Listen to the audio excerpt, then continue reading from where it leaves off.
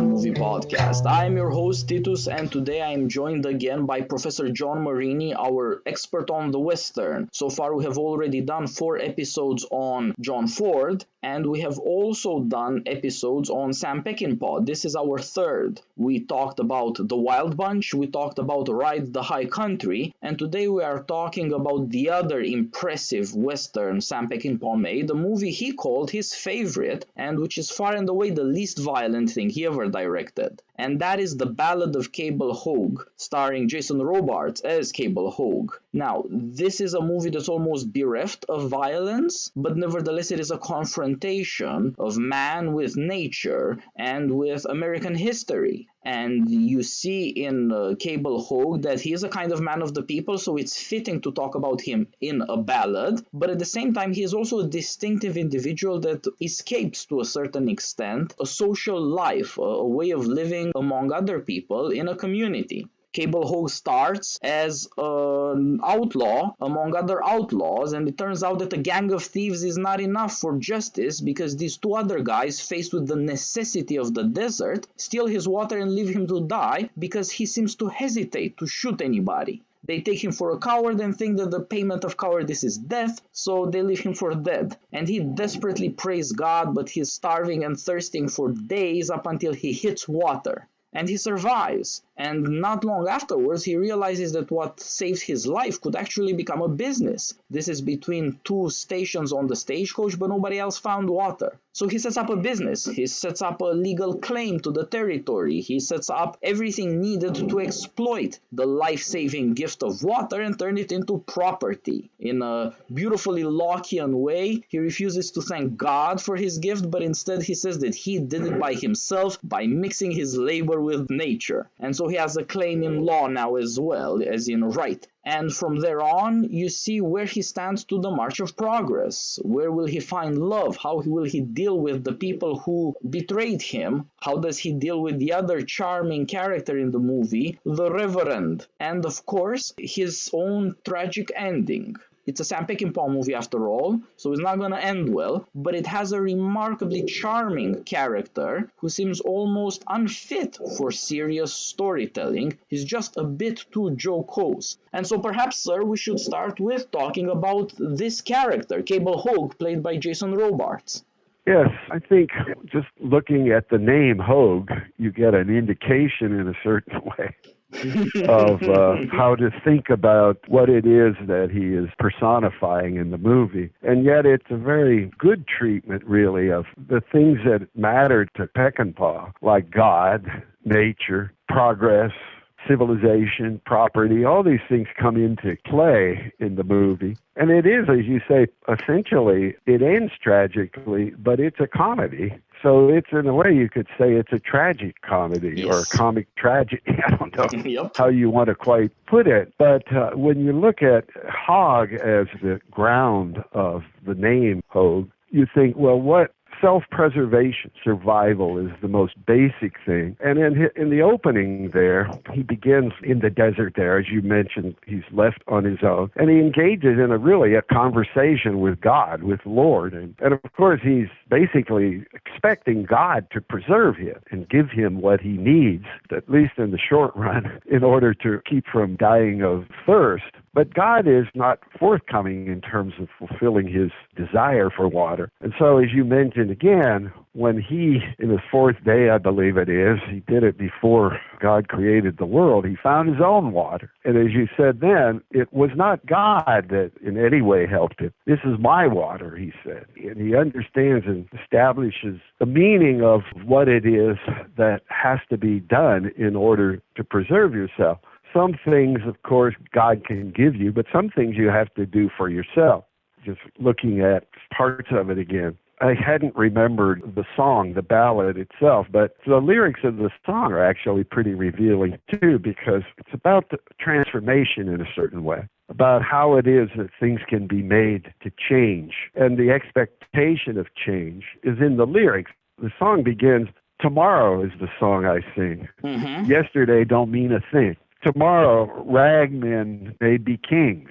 And that's all about transformation in a certain way. How is progress made? How is the transformation of a world brought about And it becomes clear that in the finding of water, and on his death marker there, you can see that there's a certain miracle to what he did.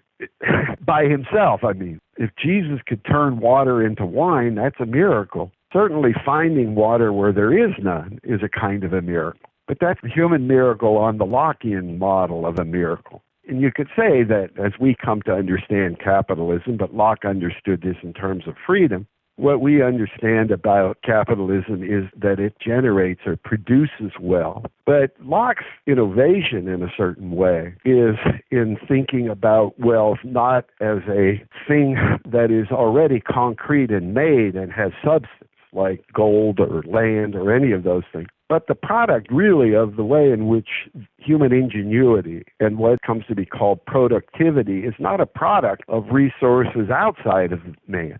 Productivity is a resource of man, the mind of man, the creativity of man, the freedom of man.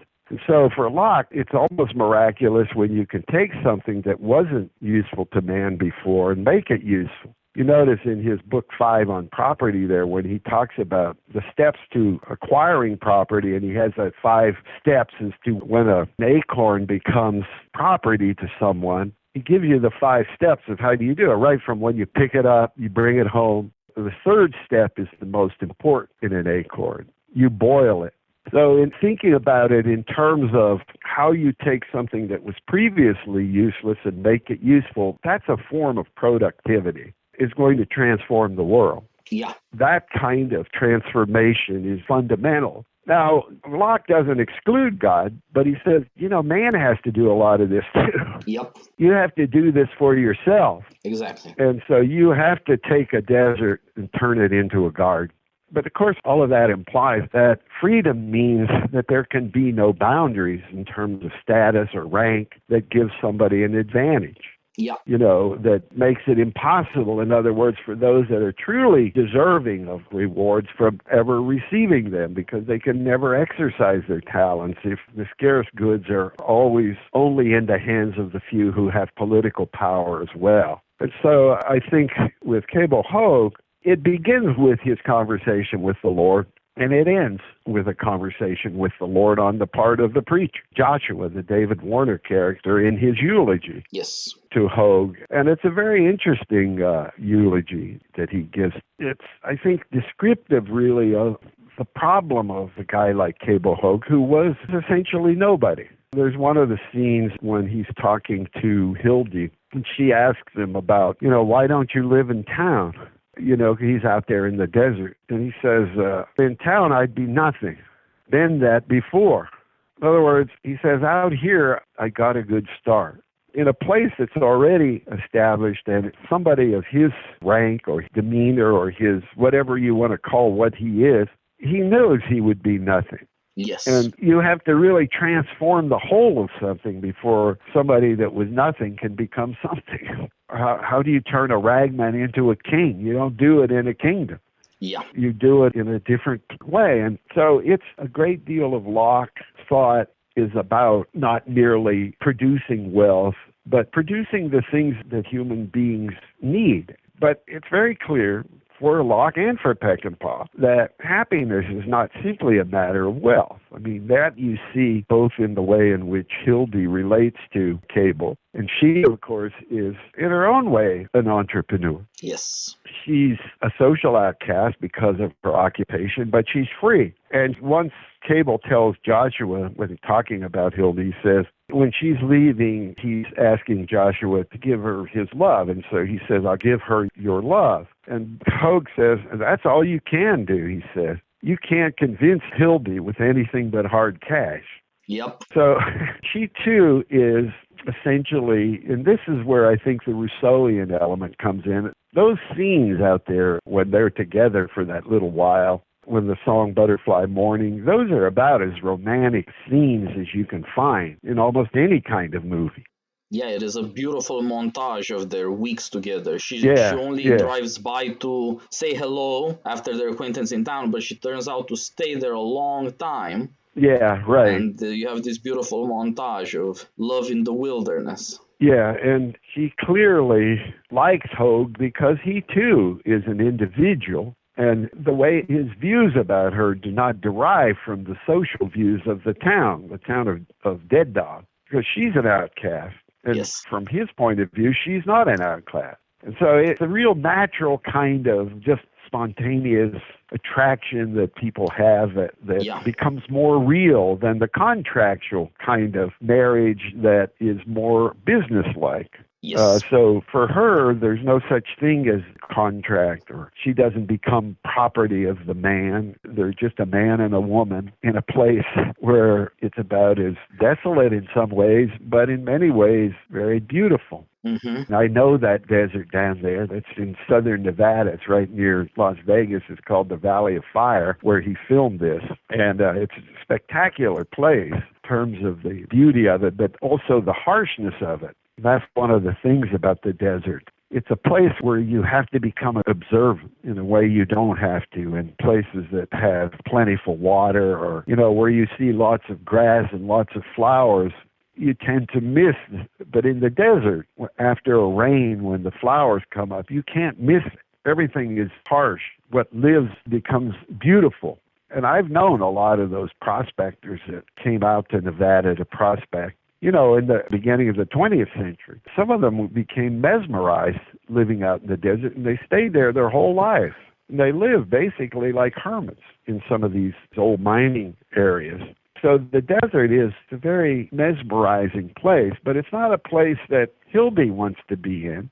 But she does want to be with Cable, and of course, when she leaves to go to San Francisco, he's still involved in establishing really a business that's between Dead Dog and whatever that town is, Lizard, I think it is, something like that. Yeah. Strange. But another thing that's very interesting about the movie, from the point of view of Peckinpah, because this is the first movie he makes after The Wild Bunch.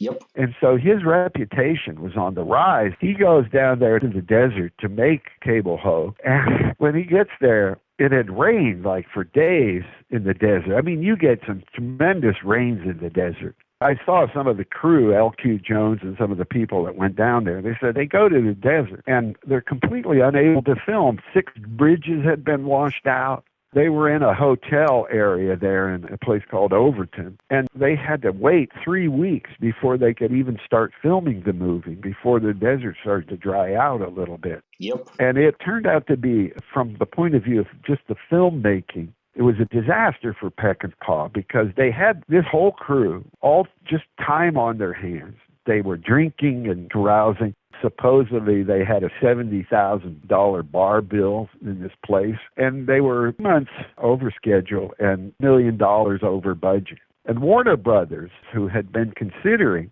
because they had 2 other movies coming online, both of which became big hits. One was Deliverance, and the other was Jeremiah Johnson, and they wanted Peckinpah to direct those 2. And after Hogue, they just cut relations with Peckinpah. Yeah, permanently. So it was a disaster for him. I mean, I think both of those other movies were pretty good, but it would have been interesting to see what Peckinpah might have done with something like Jeremiah Johnson. Yes, exactly. But from the point of view of Peckinpah, I think he thought he made a movie here that answered his critics about his ability to make movies that were not violent. Yeah, there's nothing violent or shocking. All the interest of the movie depends on the beautiful cinematography. He worked again with Lucien Ballard, who made all his big westerns. He's the guy who photographed Ride the High Country, had just done The Wild Bunch the year before. He also filmed The Getaway for Peckinpah, the big Steve McQueen, Ali McGraw movie. He was famous, Ballard, for shooting Kubrick's The Killing, the beautiful noir. So very talented guy. And now he's let loose on the desert, which was unusually good at filming. Yeah. What this does for editing and for characterization, it really beats violence most of the time. And the joking characters and the romance, all of these things serve to drive the story along in a way that's constantly surprising, but also lets you know that you're moving towards an inevitable end that you're not going to like. And so you have this sort of tragic bent in the comedy, but without any of the violence, and that shows mastery. Yeah. Another thing that struck me at the time when I watched it, because I remember when it came out, we were in America, the worst part of the Vietnam War. when Cambodia and all those things were coming up. Yeah. And you'll notice one touch that Peckinpah had that I can't imagine could do anything but infuriate the intellectuals. Do you remember the scene when Slim Pickens comes out on the stage and brings him an American flag? Mm-hmm. And he puts the flag up over the Yes. cable springs. However you want to understand that, that was a kind of thing that only a guy like Peckinpah would do, a guy who doesn't care what the intellectuals think about him. Yeah. Because that was the symbol of patriotism. And Yes. these students were burning flags at the time. And Yes. the Vietnam War was a big trauma in America in those years. Yeah, and this made for a good gesture of defiance. Yeah, it was a touching scene, the way he filmed it. And clearly, from Peckinpah, that could mean many things. Oh, yeah. But in a way, his reverence for the land and for the country is not dictated by the moment, by the politics. It's about the way in which a people come to establish meaning in something, the memories and all of the things that establish what a country is, or even what a territory is, what land is, like the Western, the desert. Yeah. Clearly, the desert is treated with a great deal of respect in Cable's mind. It's like some new planet almost, from the point of view of the cities that had become industrialized and places of both physical unhealthiness in terms of pollution and smoke and disease, but also morally not so great. Yeah. And you see that the people in the city do not pay attention to the moral drama of humanity within nature. Late in the movie, the plot turns around so that our own Cable has to fight these two guys again. They robbed him once and they want to rob him again. Yeah, and in the middle of this incredibly strong moral statement and the only action actually in the movie, you see these people passing by in a car, but they don't give a damn. They don't even stop to watch. Somehow the quick living, the hustle and bustle of the city has made these people think that life passed by the Old West. Life passed by the desert. Yeah. You don't stare at this stuff anymore. You have to go somewhere. You have to follow the march of progress. You can't sit and stare at the eternal things. Right. But you notice Hogue is not vindictive in the treatment of both of his partners. In fact, he leaves his business to the Strother Martin character. Yes. He has reincorporated him. So when you look at the way in which these things are juxtaposed, you know, his business is built on the fact that transportation is going to be animal transportation. And that means that you have to have water in between this and that point. His business is being put out of business by gasoline and by the automobile. Yep. And yet, from Hogue's point of view, nothing seems to crush his spirit in any way. Yeah. Not even his death really crushes his when he gets run over by this thing that kills him. I mean, progress literally does kill him, right, with the car. And, you know, when they go up to him and they're saying, "You don't look so good, Cable. Are you in trouble?" And he says, "No trouble, just dying. Last reckoning." Well, it comes to all of us. Yes. And when you think about what he says about his own death, is a very human way of thinking about it as well, because he says not so much the dying, not knowing what they're going to say about you. So he's one of the few, he's able to hear his own eulogy. Yep. You can do that in literature. I think Tom Sawyer in Twain, someone's able to see what is being said about them because they haven't really died. But here, to have it done, have it known what is being said of you is a human thing. I mean, because that's what really remains in a certain way, how people come to understand or how they have understood you and what's likely to be lasting. Even the most momentous kinds of events, say Gettysburg, when Lincoln is trying to immortalize them, he can't immortalize. Their deeds did what they did, but they won't be remembered. So he says they will little note nor long remember what we said here. They can't forget what they did here. But that's just the opposite. Yep. Lincoln knew it. He knew that the only way that'll live is if the words can give meaning to that event that will live on. Yes, speeches last longer than deeds, and in fact, for deeds to be remembered, speeches themselves have to take on the character of deeds. That is to say, those speeches that change people's lives, they will be remembered in that way. They will make a difference. And that's how we really come to know almost everything, is the way we turn it into some form of speech.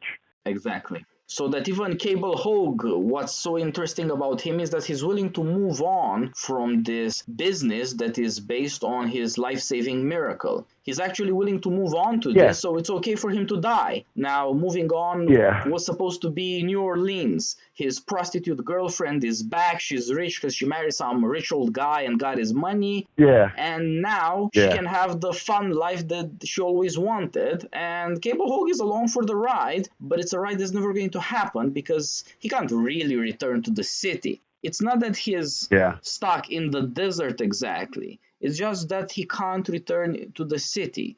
The only way he can return, of course, is in story form. And even his eulogy, the padre has to show up right at the right moment. And then he himself has motorized, right? That Father Joshua is now on a motorcycle with a sidecar, and he shows up right in time. Even this has to happen outside of the city. It is not a memorial funeral. It's not something that anybody else gives a damn about. It's something we give a damn about because he's such an interesting guy. He's somebody who lives at the edge of human things and somehow brings us back into the past before progress citified everything and reveals something about American character that is immediately recognizable. There is a bit of Tom Sawyer actually in this guy. There's a bit of Huck Finn too because he's a bit more on the wild side. He grows like the huckleberry without any tending or cultivation. But like Tom Sawyer, he does have wit and cunning, and he does cunning things rather than forceful things. So it's an immediately recognizable kind of man in America. And so a lot hinges on what is this? As you pointed out, the score, which is by Jerry Goldsmith, and it's a fine score, also comes with these other songs by Richard Gillis that work as themes for each of the characters. We just mentioned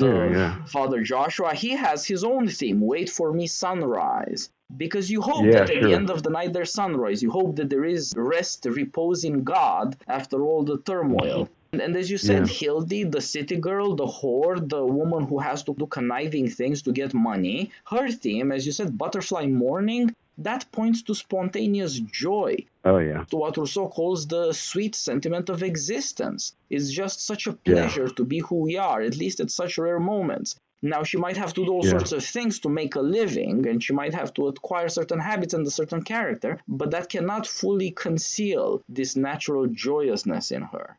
However, Hogue is a more complicated guy. Up until the moment he dies, you don't understand what is the full meaning of tomorrow is the song I sing. Ultimately, you have to square with your own mortality. If you get a song out of it, at least it's easier to die. But what you notice is that it's clear that in terms of the genuine love and affection and the sweetness of life that they did experience together in those few weeks, that very brief time, but it's very clear that could have translated into something more. When she comes back, she's just wondering whether he's willing to leave the desert. And he's willing to leave the desert, but it does show you the extent to which chance still rules. Yes. She has come back because there was something special there, but they couldn't, a chance determined whether or not it could be actualized. And it wasn't, couldn't be. So then you create the poetry that you're talking about. Yes. About the event. And it's in song and it's in the eulogy talking about how he had built this empire. You know, the sermon is a good sermon. It's an embellishment, but it's not a lie. Yeah. In the end, it boils down to the most simple way of understanding a guy like Cable Hogue, and it's really, this was a man. Yes. Not a good man, not a bad man, but he was a man. And he even talks about in the eulogy about because he loved the desert and had lived in the desert so long, when he faces the Lord, he's hopeful that he'll get to the pearly gates, but if he doesn't, there's a contingency plan he has. At least in the sermon here, he said, I feel, he's talking to God, Joshua, I feel he is worth consideration, but if you feel he is not, you should know that Hogue lived, then died here in the desert, and I'm sure hell will never be too hot for him. And then he went on, he never went to church, he didn't need to, the whole desert was a cathedral. And, you know, he loved the desert, loved it deeper than he'd ever say. He built his empire, but was man enough to give it up for love when the time came. So everything that was revealed potentially as satisfactory ending, I mean, a good ending by any accounts, wasn't meant to be. But the whole of it was comic in a certain way. It doesn't feel like a tragedy, like you're completely destroyed at the end.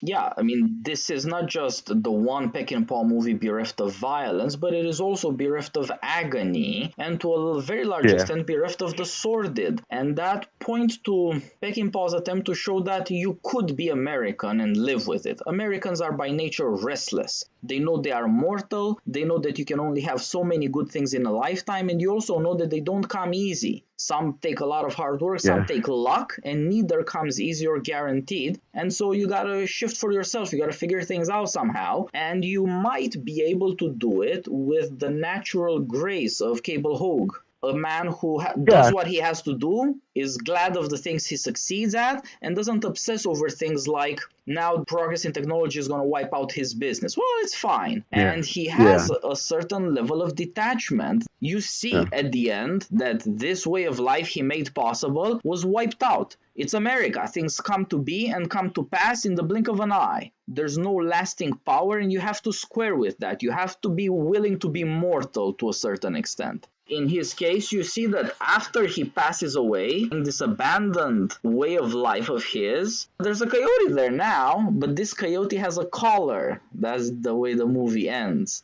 In the future, things are going to be strangely domesticated, even wild things. There are certain things like you wonder, how is it possible to have the natural grace of Cable Hogue without nature? That's not exactly clear, but at least if you can understand the character, if he's a type of human being, is a kind of man, especially that Americans can recognize, then maybe there is a way. With certain adjustments, with certain modifications for circumstances, it's not just that you can recognize him in the story, it might be something that you could recognize among Americans, that people really do take this path, find this solution, so that they can deal with mortality, with the impermanence of all things, especially in America, and find a more natural way of being happy than, say, building things that last forever or founding things that last forever. This is the only movie of Peckinpah's where there is a founding. But this founding is very, very transient. It reveals character, but it does not establish character. There's no deeds that are going to perpetuate a man like Cable Hogue. This is all you get. You have to be satisfied with this one individual. Well, he's a very natural.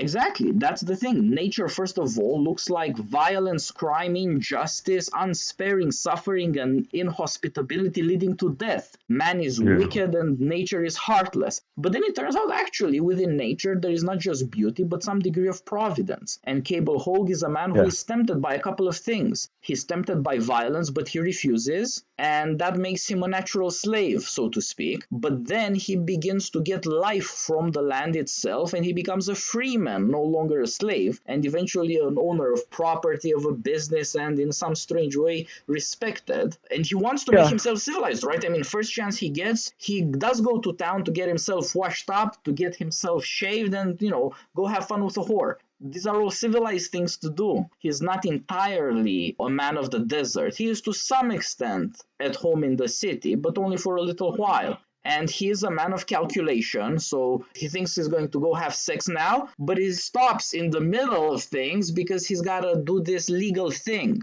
He's got to fulfill the letter of the law now so that he actually has property. So he's not a romantic exactly either. He has these complicated parts put together. To some extent, he wants property. To some extent, he wants freedom to do for himself and be by himself. To some extent, he wants love. And he's split in these different directions. And for a while, they add up, but they are very temporary. The parts in him, just like America, keep changing. When you look at what he is nothing. Yeah. In the sense that he doesn't know how to read or write. None of the things that you would need in civilized society are apparent in him, and yet there's a certain kind of natural dignity, natural desire to improve. Yes. And what he does is he shows that you can do that even in the midst of the most inhospitable kind of world. Yeah. I mean, when you think about it, how people respond in different cultures. I don't know if you ever read Ed Mansfield's book, The Moral Basis of a Backward Society. Yes. The point of it is you can be raised in a garden and turn it into a desert. Yes. Or you can be like the Mormons. You can go into the desert, as Banfield points out, and turn it into a garden. Yes. And it's just a matter of what it is and how it is that you proceed. From the point of view of Peckinpah, Hogue is a saintly man, but not religious in the way in which most saintly men would be portrayed. Kind of a natural person. And for him, the world, the desert is a cathedral. He knows the stars. He knows the animals. He's learned in the ways of things that are pre-literate. Yes. The sense of civilization. Yeah, he's a good man in a natural sense. He's sort of like Rousseau's good man, who is good because he's natural. He provides for his self-preservation, and beyond that, he's actually pretty happy. Yeah, it's very clear. Robards was really great in that role. I mean, that was a hard role to portray. And so was Stella Stevens. They were great together. I mean, even Peckinpah was really impressed with some of those scenes when he was filming them together. So it was a movie that dealt with all the themes that animated Peckinpah's own life and created such a tension in his life. You know, his family and particularly his mother was very religious, but in a real orthodox way, the way religions practice it. Peckinpah had a great deal of respect for all these people, but he couldn't believe in the same way as his mother did. Yes. And, you know, his notions that he had from his father about honor and nobility and all of those things, he never could find in people that he actually met in Hollywood or in his profession. So in a way, he put himself up on the screen, and that was where he tried to reveal himself. So every movie he does, he reveals himself. Yeah. And this was the one where he's most self-revelatory. I mean, this is how he probably would dream about these more profound kinds of questions that you can understand historically in a very complicated way. You know, what happens when progress moves from a condition where humans are dependent upon the animal world and when they create the mechanical world. All of these transformations are profound in terms of what the effect is. How to reveal them in a simple way, which is what he was doing here, what it does to individual human beings when, you know, you can make a living and you can prosper and you can establish a community, becoming respected the way Hogue did without any of the trappings of civilization as the things that got that for him. What got everything for him was his own labor. Yeah. And his own ingenuity and turning that into property that could sustain lives and create new possibilities. Yeah, you make a very good point here that there's a difference between the freedom, which means living in dependence to the land, and the kind of freedom of the city, which is freedom from the land. The car liberates you from the tyranny of distances, whereas with Cable Hogue, it's the other way around. He's perfectly fine with the tyranny of the desert. There, he can be free. He just doesn't like the tyranny of men or the tyranny of machines, schedules, moving parts, all these regularities of science and technology. That's the part that gets him killed because he's not used to these things. More like a child or an animal than a man. He trips the brake on the car that eventually runs him over and kills him. It is a stupid, meaningless death in a sense because he's not fit for the mechanical world. Right. But when you notice how Peckinpah could have developed a creature like Cable Hogue, who, when he found the water and he was able to drink, that could have been, had he not seen all of the great possibilities that you get when you look at the transformation brought about by thinkers like Locke or Adam Smith. You would never have developed that Hogue. He would have gotten his water and he'd have gone off into the desert. He would have just been some other human being that just tried to satisfy the desires they had. It would not have created this character of Cable Hogue. Yeah. That reveals so much more in terms of the way humans have to relate to whatever condition they find themselves in. It's rare you find yourself in the desert dying of thirst, but what you make of that can become very interesting. Relate it to some of the other movies that he made where you see similar things, similar themes in different circumstances, like The Wild Bunch. That's another End of the West movie, but it's not the End of the West movie like Cable Hogue. Yes. Cable Hogue is more about the things that are required just to be able to survive and prosper in an environment. because in every environment, you have to be able to live. You have to create the conditions for comfort. It doesn't have to be extravagant comfort, and he didn't live in extravagant comfort. Yes, exactly. That's a very important thing, that he does not have luxuries there. Even Yeah. something like a shave and a whore, those are luxuries of the city. Yeah, You can yeah. have a simple life. You can have natural justice, that is to say, provision for common needs with other people. Like anybody who needs water from him can give him something he needs in return, Yeah. and everybody gets to live better for it. So that's like the difference between the city and, on the other hand, the city of pigs in Plato's Republic. Yeah. It's a humiliating name because they live like pigs. Yeah. But what it actually means is these people satisfy their real A healthy human city. natural needs. Exactly. That's the only healthy Yeah. city you'll ever find. Yeah. There alone, natural justice doesn't lead to the excesses, to the luxuries, to the splendor Yeah. that always conceals and prompts cruelty. So in this movie, the guys you would see in all the other Peckinpah movies, they just appear for a couple of minutes at the beginning and at the end, Strother Martin and L.Q. Jones. The bad Yeah, guys, the yeah. ruffians, the men who choose violence, the way of death, this is completely foreign. In this case, property is tied up with life and with the goodness of Yeah. things. Cable Hogue really does believe that there is providence in this world. Who knows about the next world, but in this world, you can see it. There is evident providence. It's incomplete, but it is truly good, and so you could enjoy being human.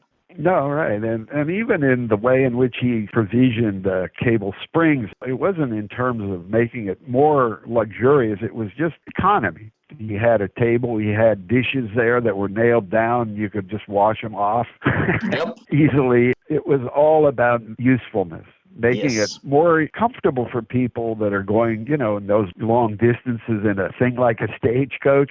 It's hard to fathom that now Yep. for people, but those little comforts were tremendous. And if you came to a place in the middle of the desert and you had some shade, you had some water, and you had something to eat, that's not certainly a decadent capitalism, but it is a comfortable kind of self-preservation. Exactly. It is the Lockean way put in its brightest light because it is put in its founding moment. Nobody is stealing anything from anybody, or nobody feels deceived in any way. As yet, our natural needs, in as much as they are obvious and the world allows that we provide for ourselves, allow our powers to provide for us without creating terrible trouble as yet. He dies at the right moment. He dies before he goes somewhere where people might want to rob him or humiliate him or whatever.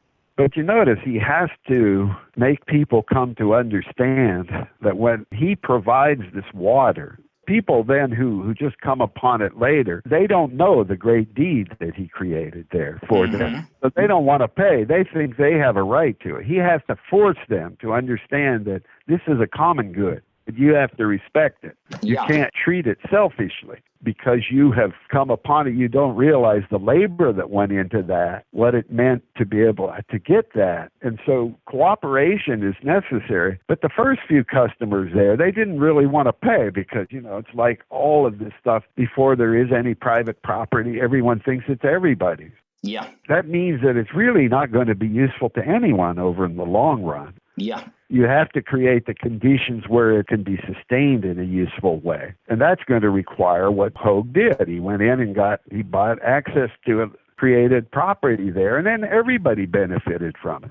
Yeah, he made something reliable and good for all sorts of people who'd be risking their lives otherwise. But indeed, it takes a certain degree of violence, of threat of force to get people to pay up, because otherwise they don't want to. Just like the people in the city whom he wants to get some money and help from to get this done, they don't believe it. And so you see here these two aspects of nature as a desert that will kill you as soon as smile at you, and on the other hand, this beautiful place that's an oasis literally in the desert. Both of these things are true, but people can't quite see their way from the one to the other. The people who are supposed to be helpful, the law, the bank, things like that, the tavern. But on the other hand, when once it does turn into an oasis, everybody takes it for granted. No, right. People took it for granted that it'll kill you, and that when it turns provident, they take it for granted that it will provide. Indeed, the problem is that human work and what it takes to get something done is neglected either way.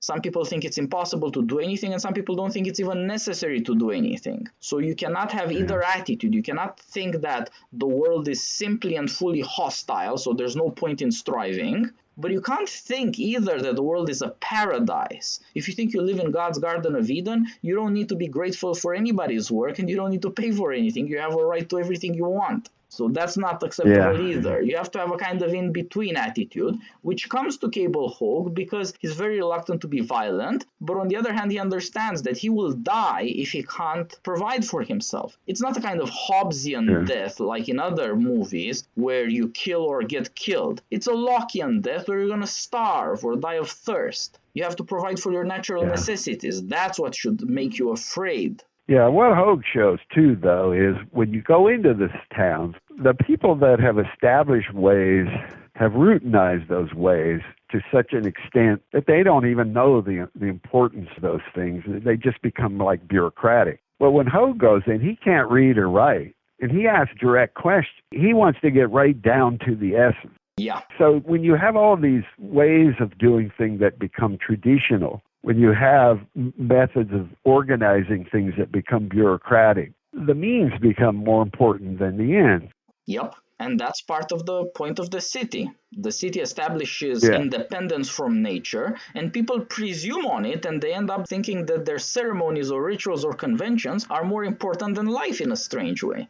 Yeah, that's why Hogue is so interesting, because about him there is a directness, a kind of curiosity that just goes to the heart of what it is that needs to be done. And it's not embellished in any way. There's no adornments.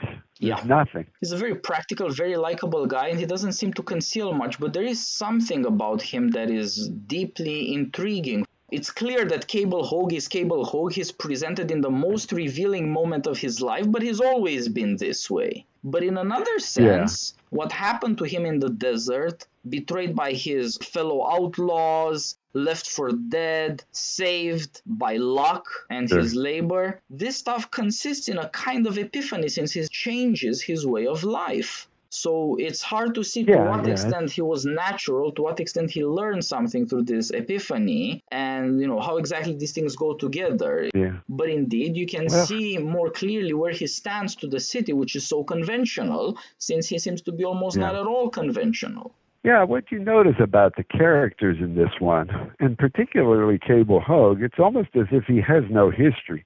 Mm-hmm. You don't know anything about him. He just appears on the desert. You don't know where he came from. And it's true of a lot of the other characters in there. You don't know a whole lot about Hildy either, but people like to think that there's all these backstories, but there's really no backstories here to speak of. You have to make sense of this through what is presented.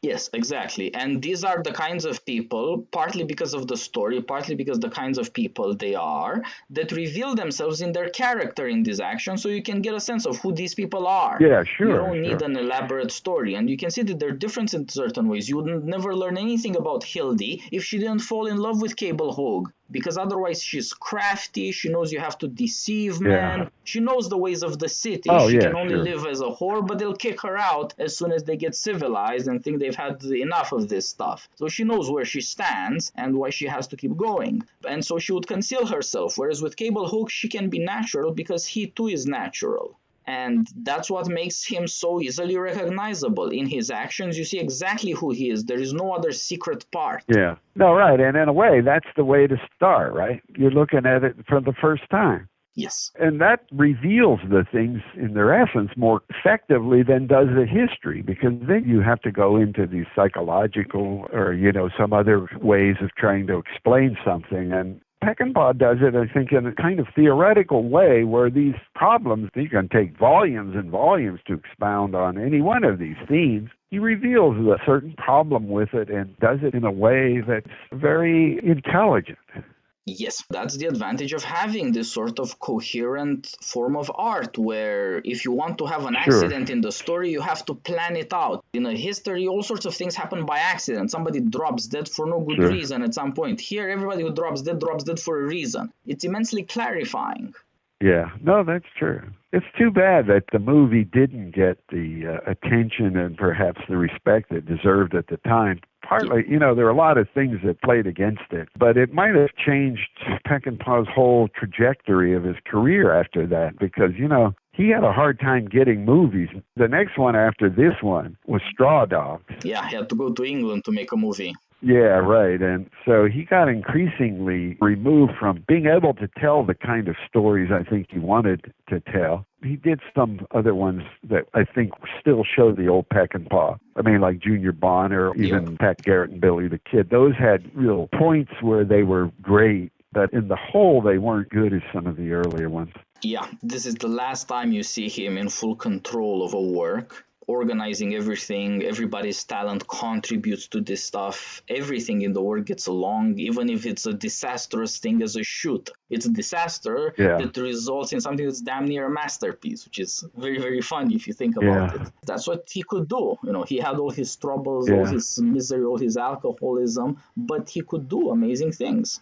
Well, you know, the thing after this, too, is Straw Dogs, the producer Daniel Melnick, I think his name was, who had also produced Noon Wine. I did not know that. It was the Catherine Ann Porter story, short story, and Jason Robards and Olivia de Havilland starred in it. And Melnick got Peck and Paw to direct it. I mean, it's widely considered one of the best things that Peck and Paw had done. Even Catherine Ann Porter thought it was great. She thought it was really a great rendition of her short story. That movie, that too got lost. The reason why that was ever given to the Library of Congress is that Jason Robards had his own private copy of it. He liked it so much. So he liked Peck and Paw a lot, and so did Melnick. Wow. And Melnick was the guy who, after Cable Hogue, produced Straw Dogs. But he admitted that it was getting impossible to deal with Peck and Paw. I mean, he would sit in his office over there in England, he'd throw a knife in the door.